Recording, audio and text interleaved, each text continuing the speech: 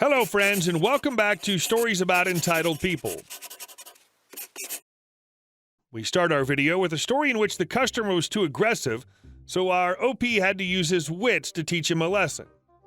But before we begin, don't forget to subscribe to our channel if you're new here, and turn on notifications so you don't miss a new video every single day.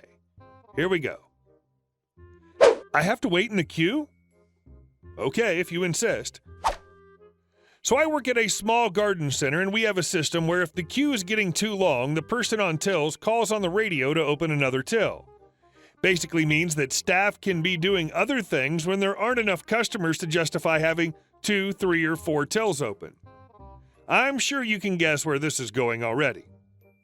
Over the last week or so, it's been absolutely baking by UK standards, and to top it off, our till area is what used to be the main greenhouse before the site got expanded. Old greenhouse, little airflow, scorching weather. It was hot as balls in there. This was causing a combination of angry customers and exhausted staff, and to top it off, our uniform is more what you'd call guidelines than actual uniform. Navy polo, toe-capped boots, and you're good to go. So when I get the call for a second till, there's about 3 to 4 groups in the queue, and I go walk past the queue with some sweets, to keep me sweet, and my water bottle to go to the tills, until a 6-foot rugby player looking type at the back of the queue puts his arm to stop me. What follows went something a little like this. "Oi, mate, don't you know what a queue is?" But "No buts, you don't get a skip." I'm just going, "I don't care, you wait like the rest of us." At this point, with the guy getting pretty angry and turning a very deep shade of crimson, I look at the till with an exasperated look, catch my colleague's eye, and just go, "Fine then," and wait. It was too hot to argue over this, and I wasn't going to risk this getting physical. My colleague, with a knowing smile, picks up her radio and says, "Can I have another till, please? I don't think OP can make it." No one arrives, probably due to a combination of radio issues, brakes colliding, and not my problem. So we wait. Only takes about 5 minutes to get to the front, but Angry Dude is getting redder by the second, so he goes up to be served with a loud, "Finally!" I'm now in the front of the queue and go up to my till, log in, and call out, "Can I help anyone on this side?" There was a loud, "Are you effing with me?" from Angry Dude, but my colleague was quick to loudly point out that I did try and explain several times that he got very aggressive with me for doing so, and was honestly lucky we were serving him at all.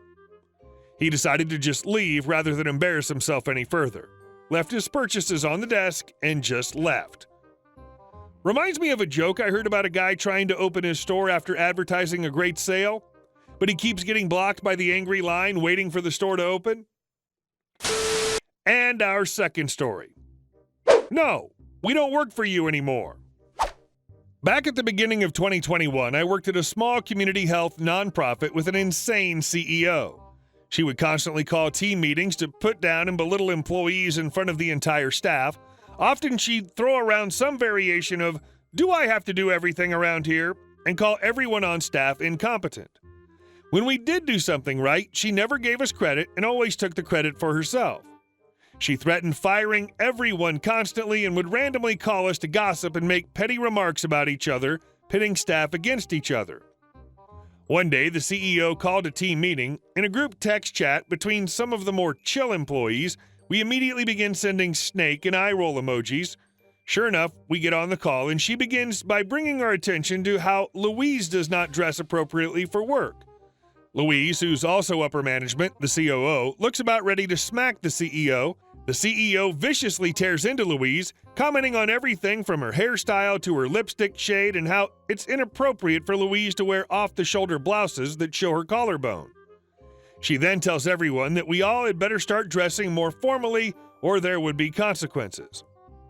The next day, the CEO calls another meeting. We all join and Louise turns on her camera. I immediately had to turn off mine because I didn't want to be caught laughing my butt off. Louise was dressed from head to toe in what looked like something someone would wear to the prom. Her hair was immaculately styled into an elaborate updo. Her makeup was professionally done with lash extensions and everything. She was dripping with what I assume were fake diamonds, tiara, earrings, necklace, bracelets, and rings. She wore the most ridiculous navy blue satin formal gown with a faux fur shoulder shrug to cover her collarbone. My best guess is that it was an old bridesmaid dress, but she never did say where she got it. The CEO was immediately fuming. "Why are you dressed like that?" she screeched. "You told us to dress more formally. This is formal wear. Is something wrong? That's not professional for work." "Oh, I'm sorry. I must have been confused. You said you needed us to dress formally, but I think what you meant to say was professionally." The CEO was livid, but Louise continued to rock the prom outfit all day, meeting with patients and clients and everything. Later that week, Tina texts our group chat and says the CEO is requiring her to submit a detailed timesheet with what she was doing and working on down to the minute for her entire day. She was going to BCC us on the email. Sure enough, it pops into our inboxes a few minutes later. Tina had literally detailed her entire past 24-hour day down to the minute. 6:45 a.m., awoken by husband's flatulence. 7 o'clock a.m., peed. 7:12 a.m., turned on shower. 7:13 a.m., tested water temperature with hand. You get the idea. Apparently, the CEO called her on her cell phone and berated her for sending such a detailed timesheet. Tina reminded her that she had requested her entire day down to the minute and didn't specify she meant her workday only. Finally, my turn. My job was in IT, and most of my work was as a database administrator, but I often helped with other tech problems. One morning, the CEO called me repeatedly at 2 a.m.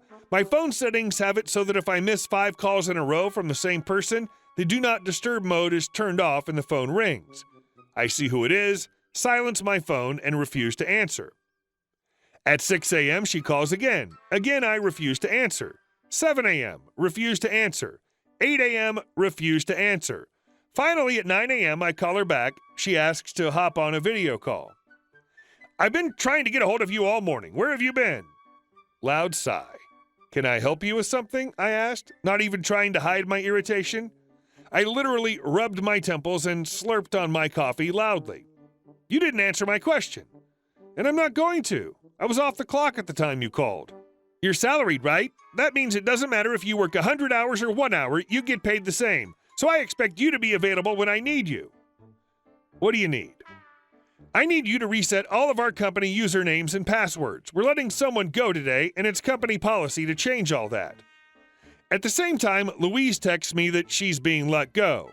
So I read the company handbook and make a copy of the page that says the IT person must update the usernames and passwords and give the information to the COO. I changed all the usernames and passwords to everything from social media accounts to bank accounts to QuickBooks and emails. I send the usernames and passwords in an encrypted email to Louise and then send the CEO my 2-week notice. 2 weeks go by. It's the last hour of my last day. So what do? Change all those usernames and passwords again and send them to Louise, who is also celebrating her last day. I log out of my email, put my company phone and laptop in the mail, and spend the evening cackling at my malicious compliance. The very next day, on Saturday, the CEO calls me repeatedly. Finally, she leaves me a long and howling voicemail to say what I did was unprofessional, and she'd make sure my reputation suffered and I would never work in that industry again. I wait until Monday to call her back. "Hey, CEO, I saw you called. I need the usernames and passwords to everything." "I'm sorry, but I don't work there anymore. You'll have to contact your IT person to help you with that." "You are the IT person." "No, I was the IT person. Now I'm a private consultant. I'd be happy to provide my services at a rate of $100 an hour." "You changed all the usernames and passwords and didn't provide them to me." "Correct. Per company policy, when an employee leaves the organization, the IT person is supposed to update everything and send the new info to the COO. I was leaving, so I updated everything. I provided all the usernames and passwords to Louise." "You knew she was quitting too. Why would you give them to her?" "Because the company policy says to transfer the new username and passwords to the COO, not the CEO. Louise was the COO when I left." Caught in her own bureaucracy, she then had to spend weeks trying to gain access to all the company accounts. On Louise's and my last day, Tina and another employee quit. Another person announced her retirement. Once the 5 of us were gone, we were followed by several other employees. In total, 11 people on the 14-person staff quit within a few weeks. The best part? I got a new job making the same amount I did at the crappy nonprofit, but part-time in a government position and with full benefits. So much for my reputation suffering. I stayed in touch with one of the employees who stayed behind. She's only 3 years away from retirement and is basically Stan from the office. She said they've hired at least a dozen people. All of them quit as soon as they could find another job. Anyway, I'm bored in the hospital and started going through old texts, stumbled on our old group chat, and had a good chuckle. Not all heroes wear capes. Some wear prom dresses. And our last story. Friend accidentally got back at her ex by having him rack up $17,000 in debt. Years back, my friend's boyfriend left her in a load of debt, and she bore near all the cost of him moving out and then some as he vindictively racked up credit in her name. In a fit of revenge planning at the time, she took advantage of the wrong idea with the right offer at the right time and got a credit card in his name, thinking she could use it to get back at him the same way or use it as leverage if he started the same crap up again.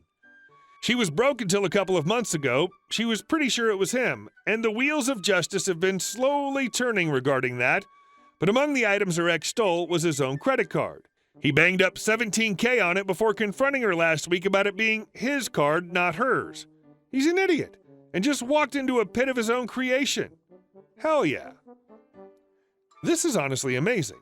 It's bad that she was considering doing the same thing he did to her, but I guess karma took care of that for her. Hey guys, thank you all for watching the video. I'll see you in the next one.